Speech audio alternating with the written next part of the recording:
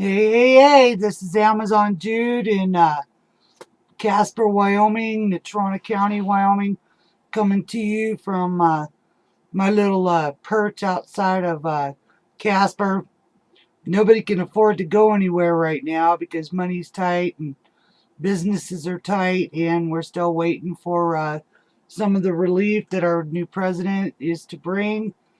I wanted to bring up one thing today, and I am just absolutely livid over this. My husband and I spent $250,000 protecting property rights for landowners in Wyoming, and it was a 19-page decision, mostly in our favor for the overuse and abuse by local planning and zoning. And today I was reading this morning when I got up. I always get up early, 5:30 in the morning, read the headlines and research a lot of it before I go spouting off my thoughts on stuff. But in Wyoming right now, especially Natrona County,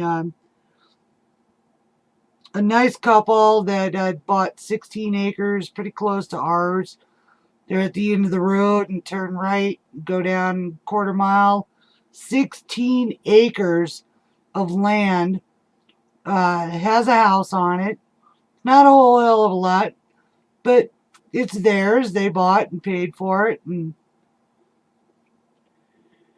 they had a trucking company, or they have a trucking company, and they wanted to park 4 semis, on their property because, like anything else right now in the United States, everybody's pulling in, their expenses and trying to live under budget and trying to regroup because we're not quite sure where this country's going to go.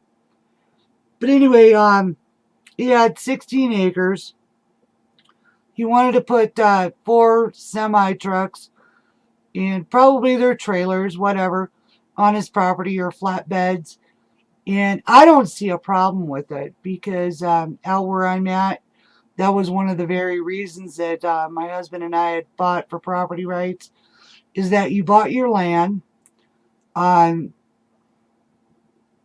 you had an idea of when you bought that land what it could, should, or possibly have to be to continue your family and continue your finances.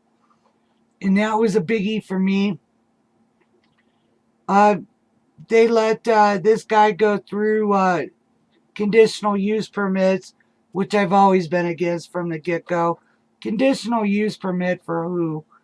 The county makes their $300. The guy has to jump through more hoops than a hula hoop. If anybody can remember what a hula hoop is, to use his own property. And I called a few of the commissioners today after this went down. I had already called commissioners a few months ago and said I support the guy being able to use his property for whatever he needs to do. Otherwise, he wouldn't have bought the property. I mean, anybody can buy 16 acres of grass. But if you can't use your property to, if your daughter loses her house and your son-in-law loses his job and you need to stick another trailer on the property, uh, do another sewer system, whatever, you should be able to do it.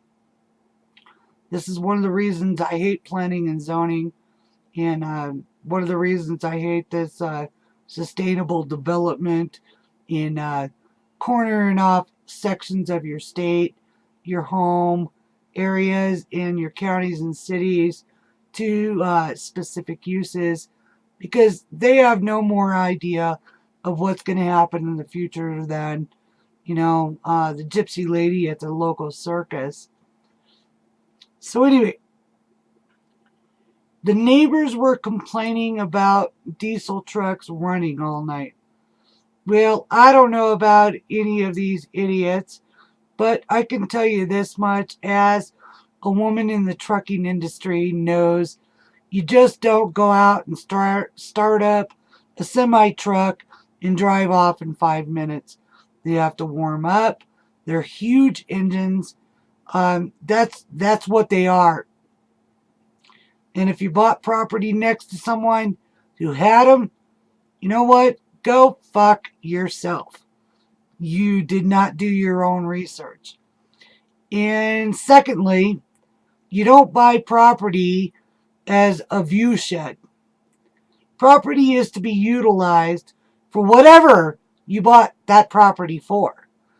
Whether it's a vineyard or a cemetery, a pet animal closet, whatever. When you bought that property, there was probably zoning on it because these guys were never going to let you buy property since about 2000 that didn't have some sort of restriction on it. So be careful about buying property.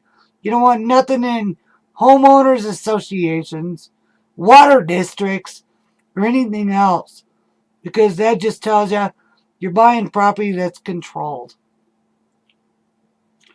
When you buy property outside of counties, they're usually open range, urban agriculture, or something like that. A lot more easy to get by with. I think the problem with what's going on with our local county for these 4 semi trucks on 16 acres, I've got to tell you, I have 10 acres. I have 600 vehicles. And hold on.